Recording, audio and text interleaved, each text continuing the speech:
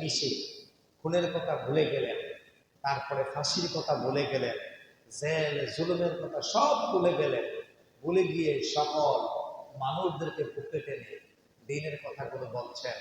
আমি মনে করি ডক্টর শফিকুর রহমানের কাছ থেকে আমাদের শিক্ষা গ্রহণ করা উচিত।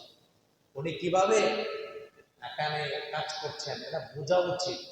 ফেনীতে বন্যা হলো যেদিন, এর পরদিন ভোরবেলা আমাদের চান্দিনা হয়ে ক্যান্টনমেন্ট হয়ে অনেকেই সংবর্ধনা দিয়েছেন। আর পরের দিন ভোরবেলা সকাল 7:30 8টার মধ্যে তিনি যে এসে ফেনীতে পৌঁছে গেলেন। সুবহানাল্লাহ। তাহলে এই যে তার এক প্রতিভা, সেখানে পৌঁছে তিনি প্রাণ দিলেন, মানুষের পাশে দাঁড়ালেন। এই বন্যা কবলিত মানুষের পাশে দাঁড়ানোটা আমাদের জন্য অত্যন্ত জরুরি। এখন আমরা ছোট্ট একটা বিষয় নিয়ে লেগেছি, এটাকে আমরা গায়ে মেখে কারোর উপর প্রতিশোধ নেওয়ার চিন্তা করা, এটা ইসলাম সাপোর্ট করে না। এজন্য নবীজি বলেছেন, ওয়ারাজুলান তাহাব্বা ফিল্লাহ, তুমি কাউকে ভালোবাসো তার জন্য, আল্লাহর জন্য। এখন নবীজি এরপরে বলেন, লিল্লাহি ইজতামা আলাইহি ওয়া তাফাররাকা আলাইহি, তার সাথে যদি সম্পর্কটা তুমি ভিন্ন করে দাও, ছেদ করে দাও, তুমি দূরত্ব করে দাও, সেটা হবে কার জন্য? তাহলে এখন আমি যে করি কার জন্য করি? আমার করা কার জন্য? আমি আপনাকে ভালোবাসবো আল্লাহর জন্য, আপনি আমাকে ভালোবাসবেন আল্লাহর জন্য। যদি ব্যক্তিগত কোনো স্বার্থের চিন্তা থাকে যে আমি আসলে ওরে ভালোবাসি আমার স্বার্থে, তেমনি না। এটা বুঝতে হবে আপনার এই ভালোবাসা প্রকৃত ভালোবাসা না। এই ভালোবাসা বন্ধ করতে হবে, এই ভালোবাসা থেকে নিজেকে দূরে টানতে হবে। এজন্য ছোট ছোট বিষয়গুলো ক্ষমা করতে শিখুন। ছোট ছোট বিষয়গুলো সাহাবায়ে কেরাম রিদওয়ানুল্লাহি তাআলা আজমাইন যারা ছিলেন, তারা রাত্রে ঘুমানোর সময় যারা তাদের সাথে অন্যায় করেছে, অপরাধ করেছে, জুলুম করেছে, তাদের সকলকে তারা মাফ করে দিতেন। সুবহানাল্লাহ। আরে মাফ করে দেন, মাফ করে দিতে শিখেন।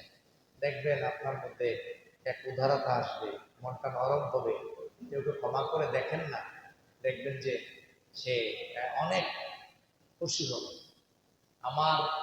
আমি আমার এলাকায় দেখেছি যাদেরকে ক্ষমা করা হয়েছে, তারা আলহামদুলিল্লাহ খুব সুন্দরভাবেই আমাদেরকে রিসিভ করছেন। আমি তো দেখেছি আমার এলাকায় কয়েকটা মামলা প্রসেসিং চলছিল, সেটা হচ্ছে আমাদের এলাকায় শ্রমিক বক্তাকে আনা না আনা নিয়ে। তো এখন দেখা গেল যে এখন আমি তাদের কিছুই বলি না।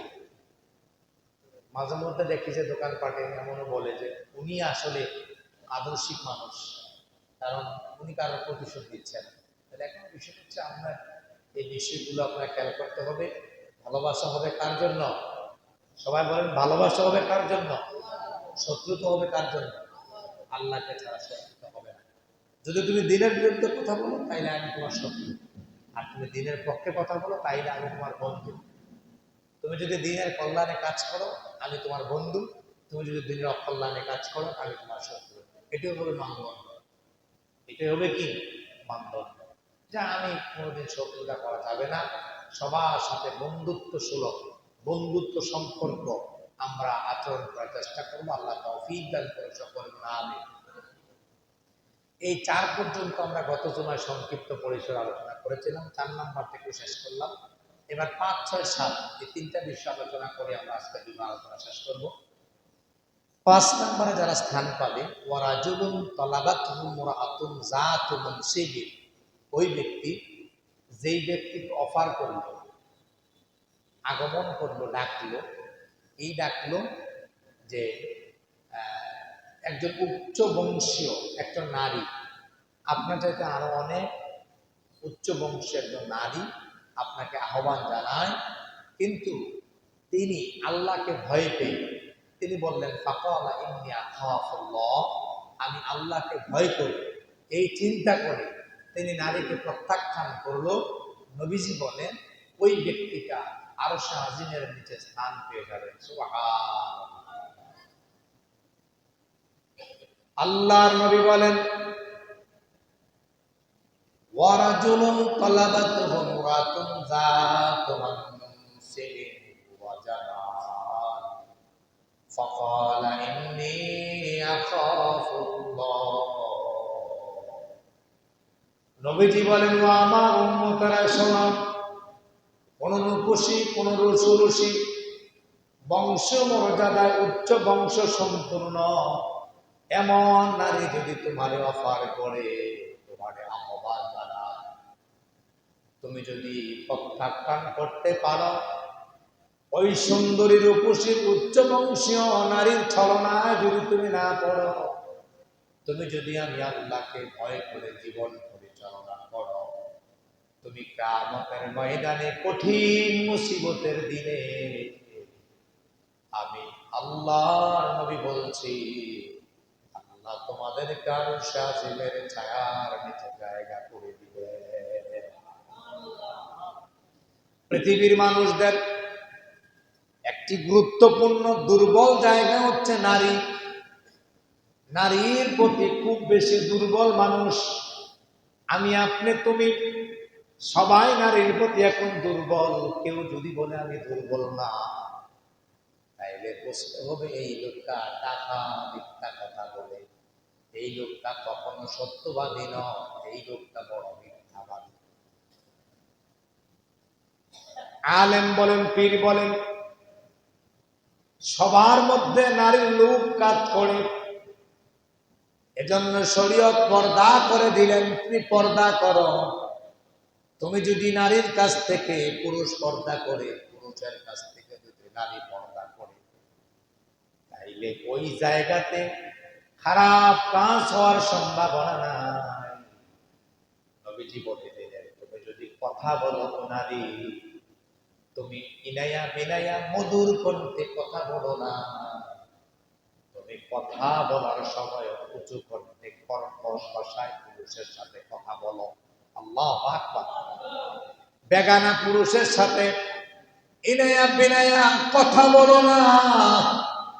বেগানা পুরুষের সাথে যাকে দেখা তোমার জায়েজ নাই, যার সাথে বিবাহ তোমার জন্য হালাল, এমন পুরুষের সাথে কথা বলার ক্ষেত্রে তোমাকে আল্লাহ নবী মানদণ্ড দিয়েছেন।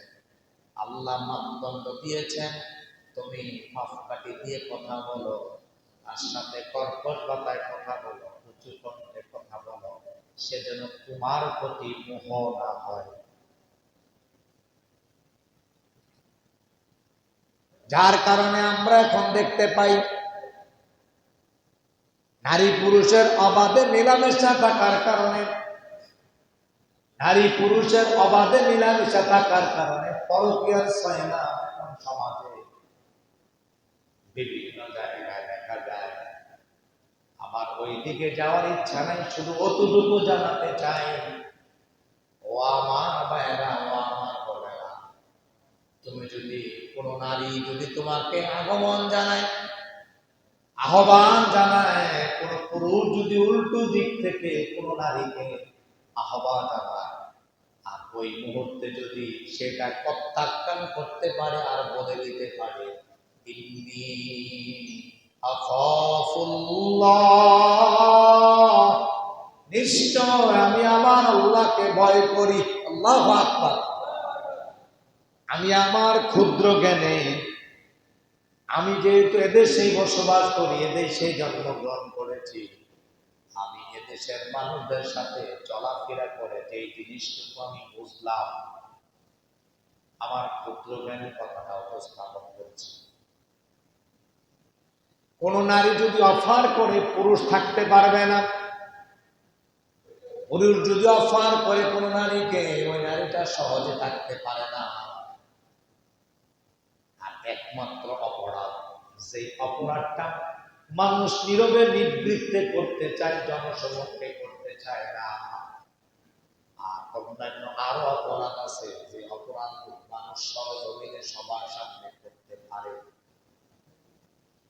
কিন্তু এই অপরাধ, যে অপরাধ মানুষ গোপনে নিবৃত্তে করে, দুজন যখন একসাথে হয়ে যায়, আর ওই মুহূর্তে পৃথিবীর কোন শক্তি তাদেরকে ফিরাতে পারবে না, যদি তারা আল্লাহকে ভয় না পায়।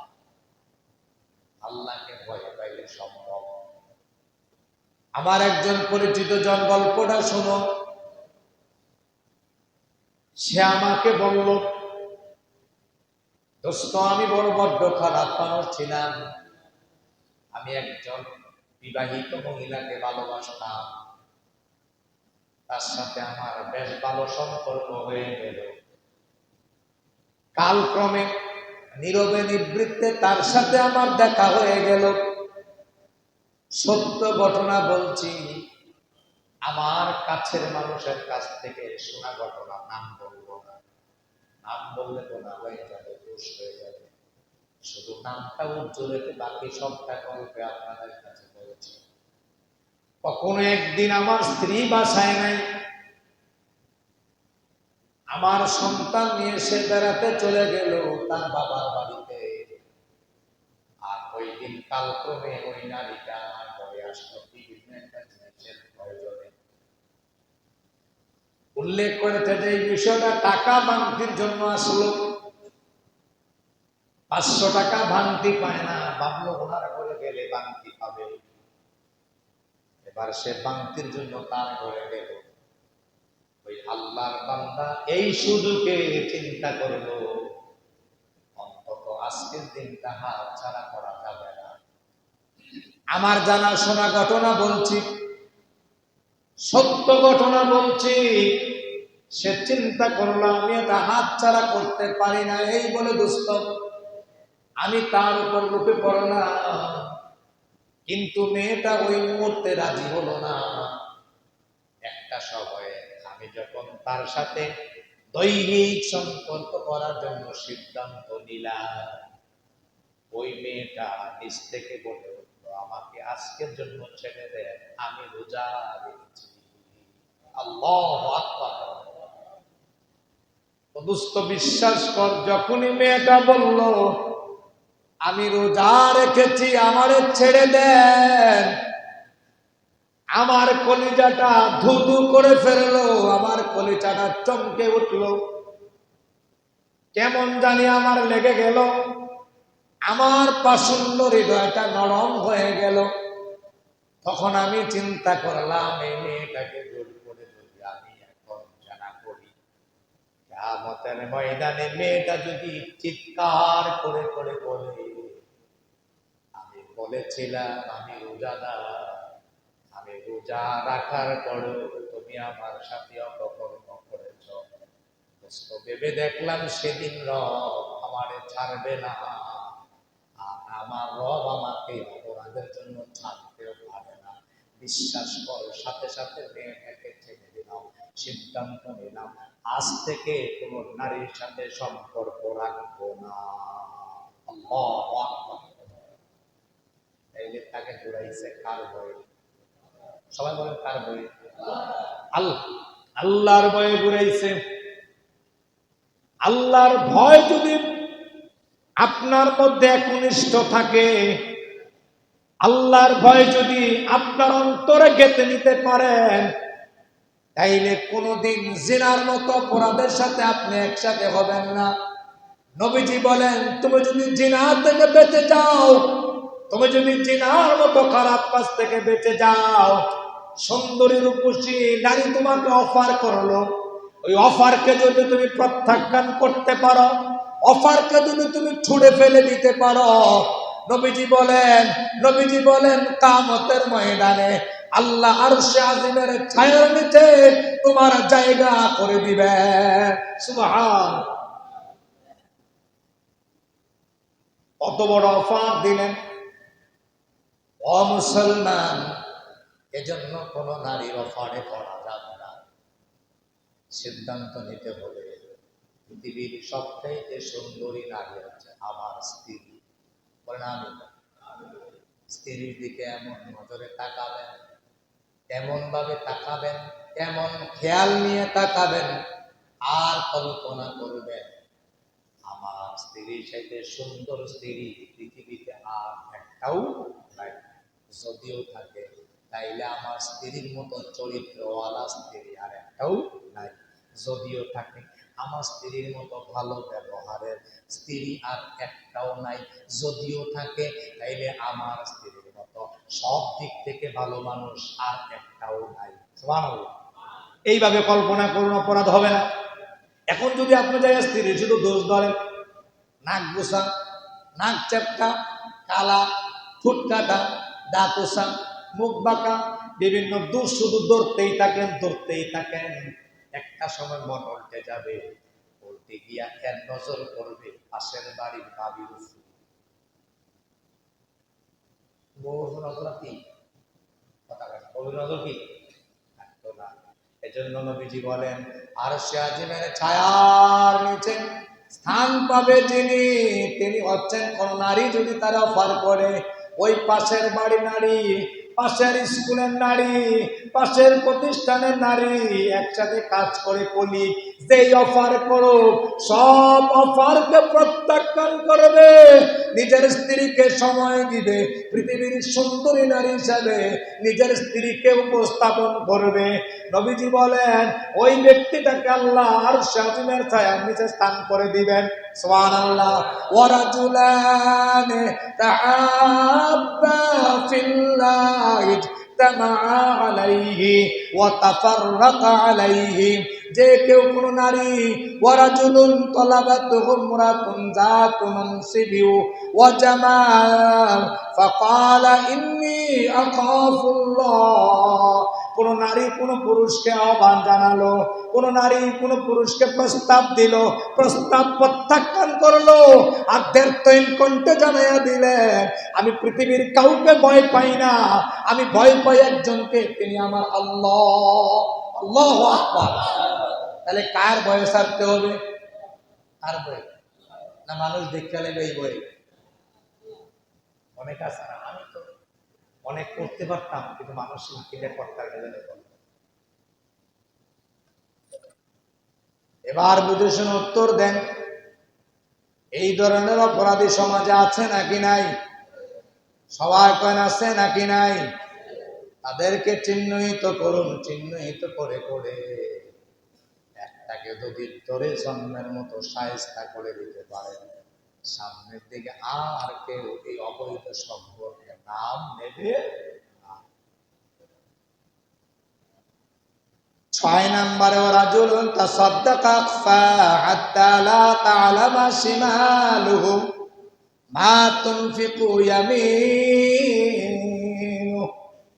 আল্লাহ নবী বলেন ওই ব্যক্তি কিয়ামতের ময়দানে আরশে আজিমের নিচে স্থান পেয়ে যাবে, যিনি তার ডান হাতে কি দান করে আল্লাহর রাস্তায় তার বাম হাত জানে না।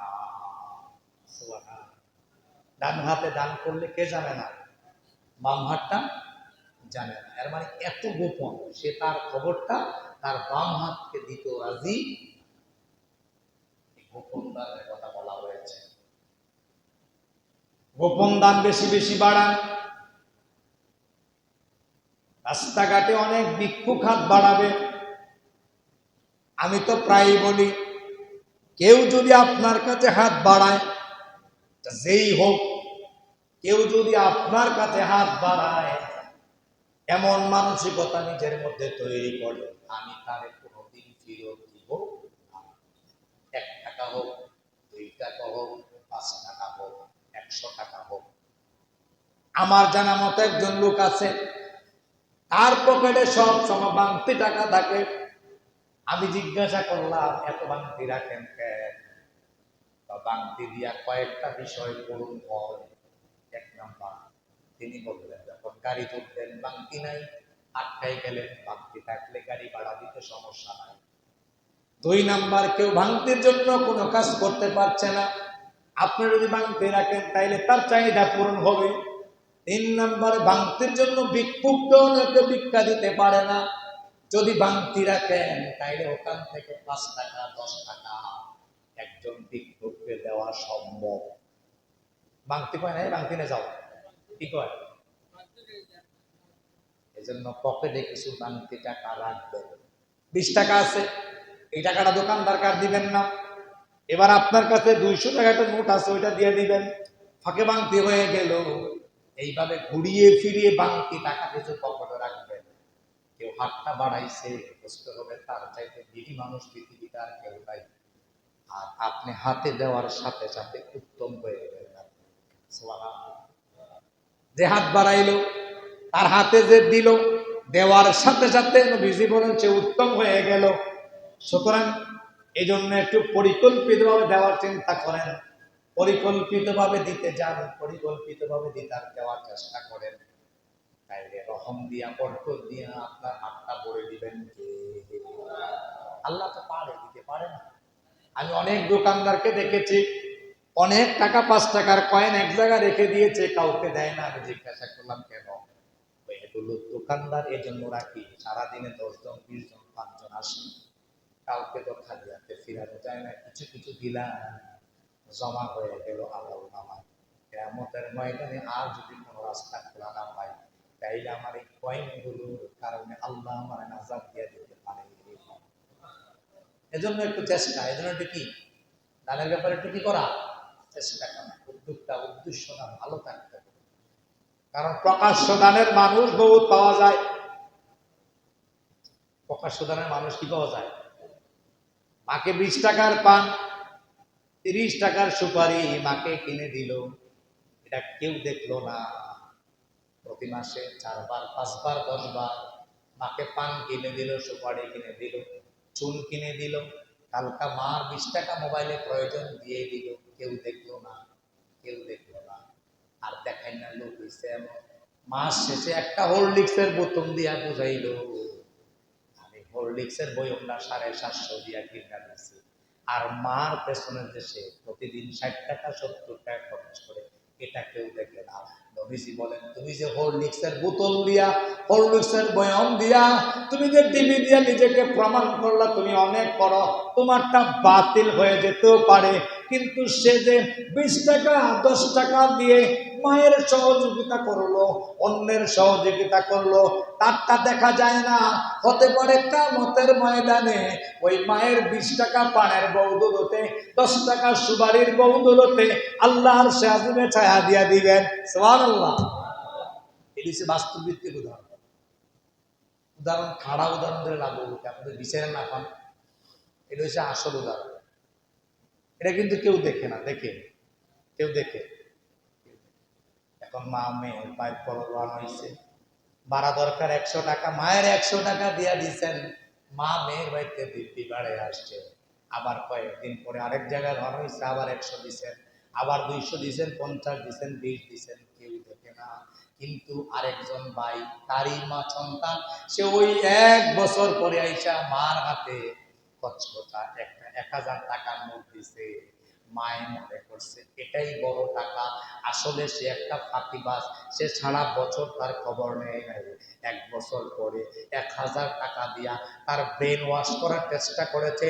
বুঝতে হবে এটা গোপন বিষয় নয়, এটা প্রকাশ্য বিষয়। ব্যতিক্রম থাকতে পারে, এক্সেপশনাল থাকতে পারে, তবে অরিজিনাল হচ্ছে মায়ের খবর প্রতিদিন নিতে হবে। একদিনের জন্য মা নয়, প্রতিদিনের জন্য মা, 1 সেকেন্ডের জন্য মা, প্রতি সেকেন্ডের জন্য মা। 1 বছর পরে খবর নেবেন, এর নাম মা নয়, এর নাম বাবা নয়।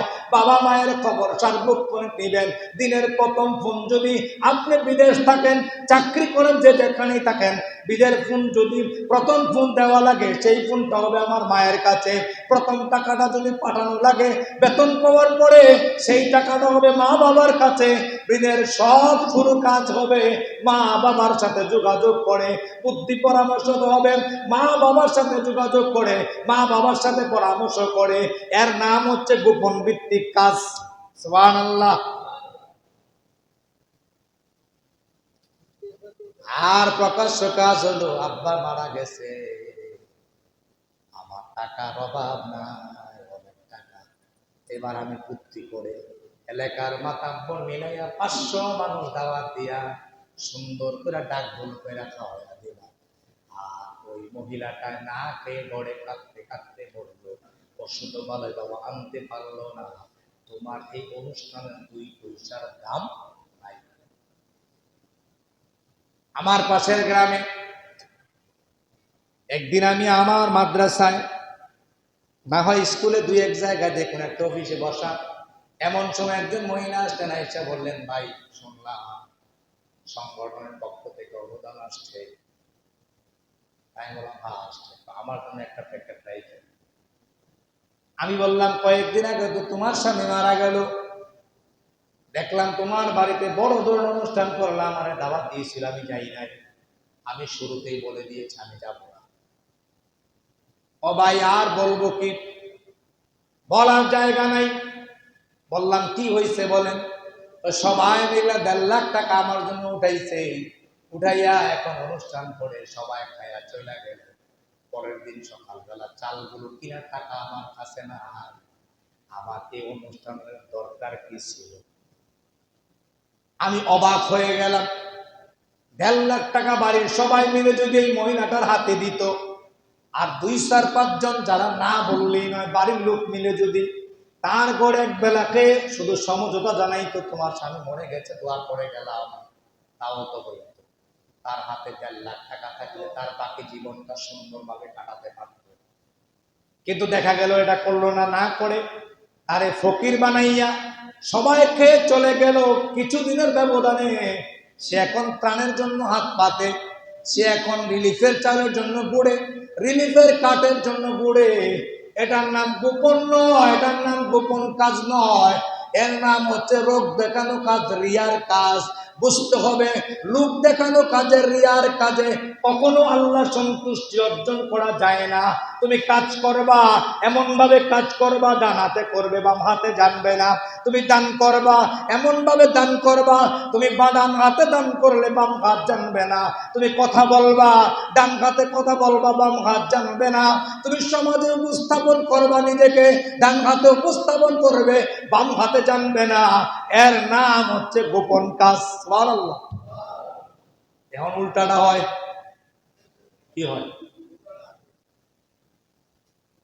নবীজি বলেন, ওয়ারাজুলুন তাসাদ্দাকা আকফা হাত্তা লা তা'লামা শিমালু।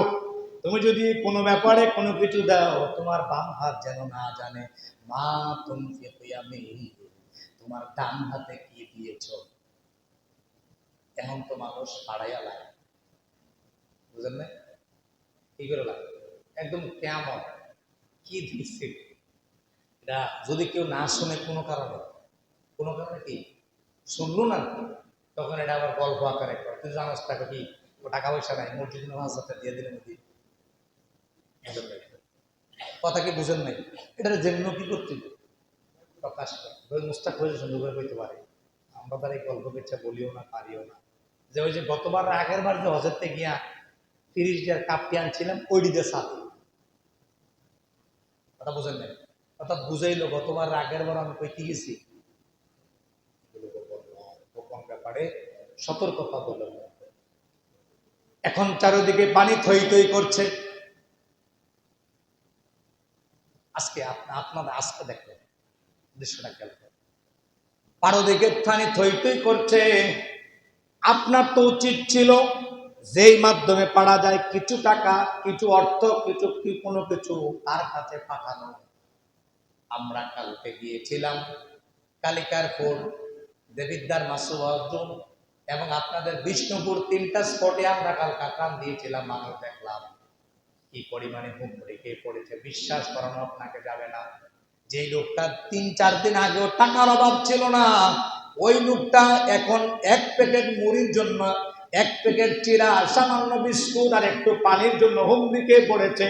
তার কত চাহিদা হলে এই বিষয়গুলোর জন্য হাত পাতে।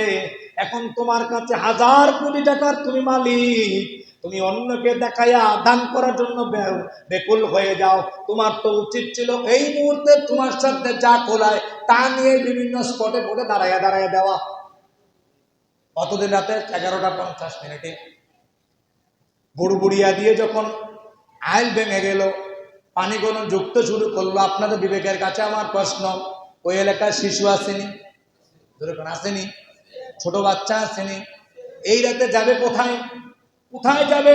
গেলই বা কোথায় গিয়ে আশ্রয় নিল? ছাদের উপর আশ্রয় নিল। এখন আপনাদের বিবেকের কাছে প্রশ্ন, সকালবেলা খাবে কি, দুপুরে খাবে কি?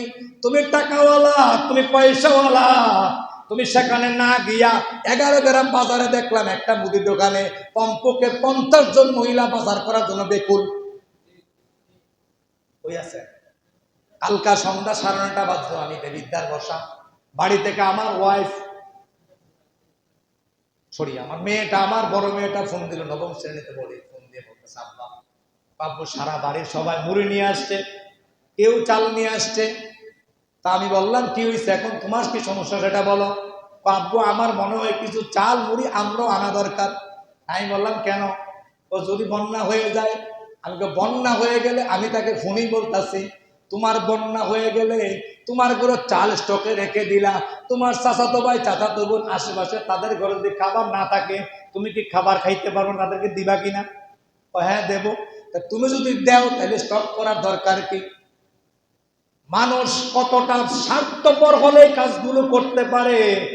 আপনি কালকার নিউ মার্কেট চত্বরে আমি বসা, পাশে একটা চায়ের স্টল, চা খাইলাম।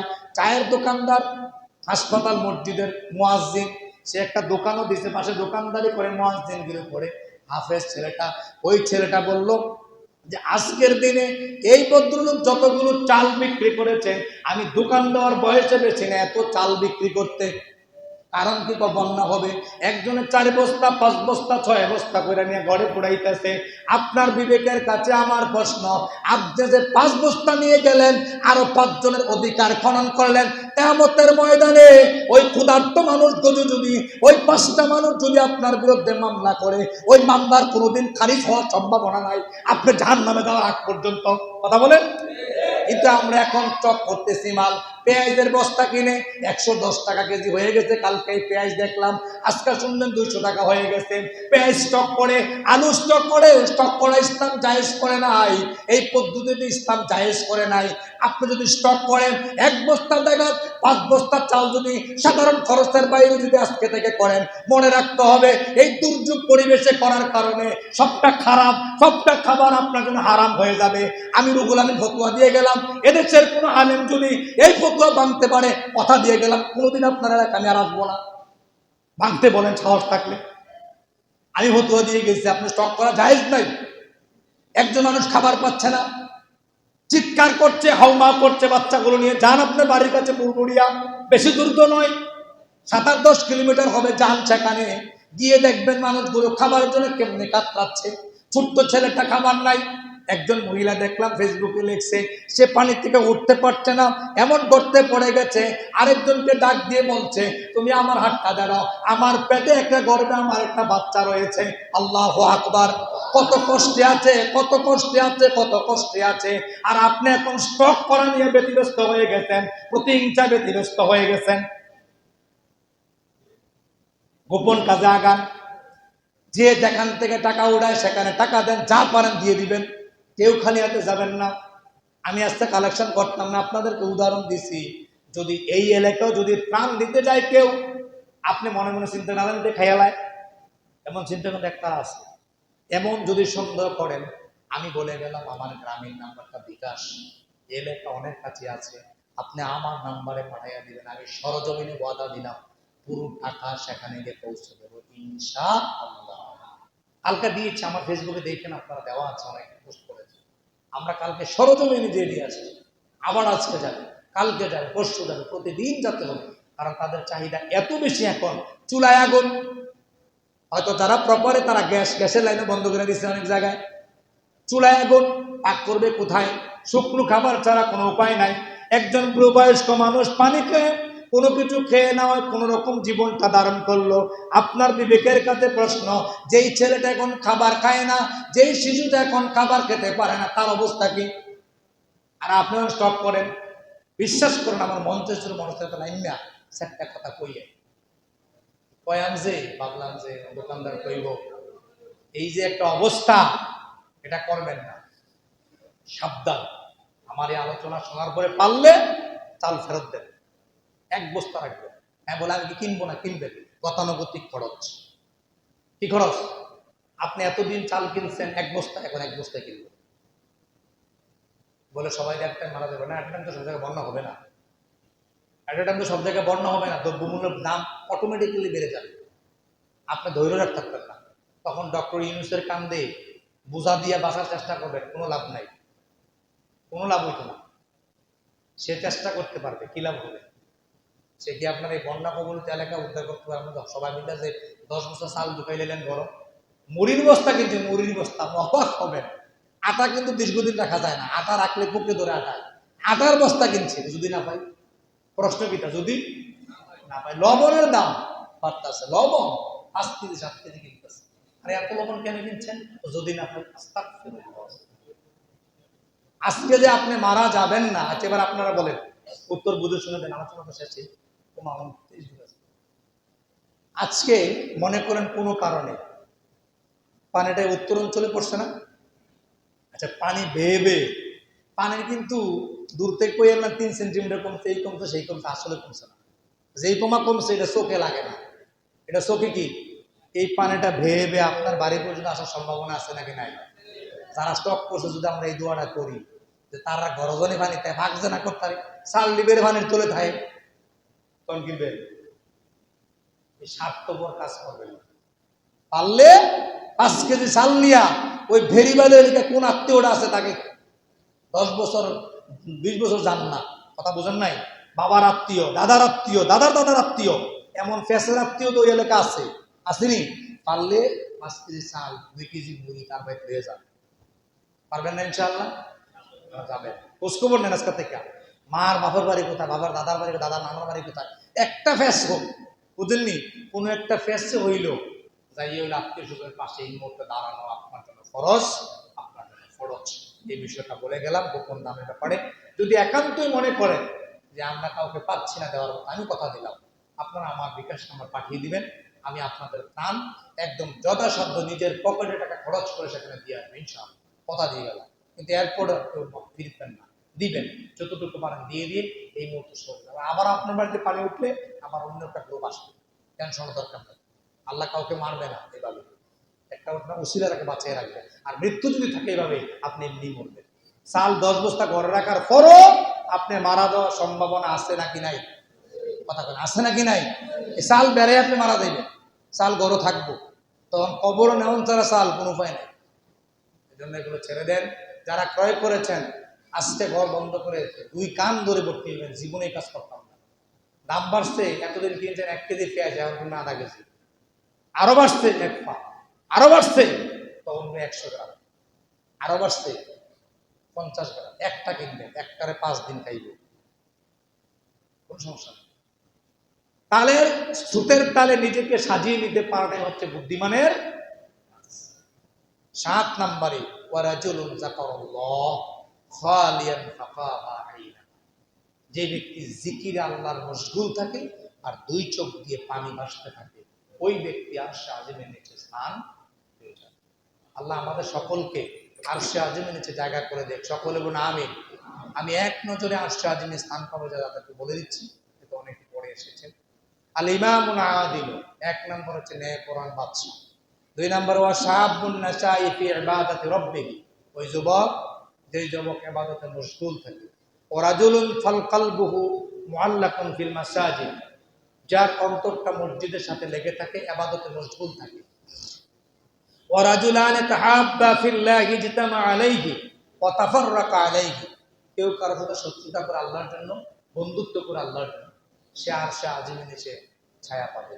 এই জন্য প্রতিহিংসার বশত বসে কারো সে কাউকে আঘাত করা, কাউকে গালমন্দ করা, সুযোগ পেয়েছে একটা গালি আজকে দিয়া লাইলাম, মনে রাখবেন আপনি পৃথিবীর চাইতে খারাপ মানুষ। সুযোগ পেয়েছেন 4টা গালি দিয়ে দিলেন, না, এটা বুদ্ধিমানের কাজ না, কিছু হজম করে। ওয়ারাজুলুন তালাবাতহু ইমরাতুন যাতু মানসিবিন ওয়া জামালিন ফাকালা ইন্নী আখাফুল্লাহ, নবীজি বলেন যে কোন নারী তাকে অফার করেছে, সেই অফারকে প্রত্যাখ্যান করেছে, আল্লাহকে ভয় করে বলে নিজেকে আল্লাহর কাছে সঁপে দিয়েছে, ওই ব্যক্তি আরশে আজিমের নিচে জায়গা পেয়ে যাবে। 5 নম্বরে যে ব্যক্তি ওয়ারাজুলুন তাসাদ্দাকা আখফা হাত্তা লা তা'লামা শিমালু মা ইউনফিক আইন, যে ব্যক্তি দান করে আল্লাহর রাস্তায়, ডান হাত দান করলে বাম হাত জানে না, ওই ব্যক্তি কিয়ামতের ময়দানে আরশে আজিমের জায়গা পেয়ে যাবে। 7 নম্বরে ওয়ারাজুলুন যাকারাল্লাহ খালিয়ান ফাকাহাত আইনা, যে ব্যক্তি আল্লাহর জিকিরে মশগুল থাকে এবং তার 2 চোখ দিয়ে পানি পড়তে থাকে, ওই ব্যক্তি আরশে আজিমের নিচে জায়গা পাবেন। আল্লাহর কাছে এই দোয়া করছে, আল্লাহ আমাদেরকে আরশে আজিমের নিচে জায়গা করে দিক। পরিশেষে অনুরোধ করছি বন্যাতদের পাশে দাঁড়ান, যে যেভাবে পারেন, যে যেভাবে পারেন, যে যেভাবে পারেন দাঁড়ানোর চেষ্টা করুন। 10 টাকা, 5 টাকা, 100 টাকা, 20 টাকা, যার মাধ্যমে পারেন সেখানে পাঠান। হতে পারে আপনার এই 10 টাকা 100 গ্রাম চিয়া, 100 গ্রাম মুড়ি দামও যদি হয়, এটার দ্বারা একটা মানুষের কল্যাণ হবে। আল্লাহ মঞ্জুর করুক, কবুল করুক। ধন্যবাদ জানিয়ে আজকের মতো আলোচনা এখানে শেষ করছি। হাজা মা ওয়াল ইলমু ইনদাল্লাহি আলাইহি তাওয়াক্কালতু। আসসালামু আলাইকুম।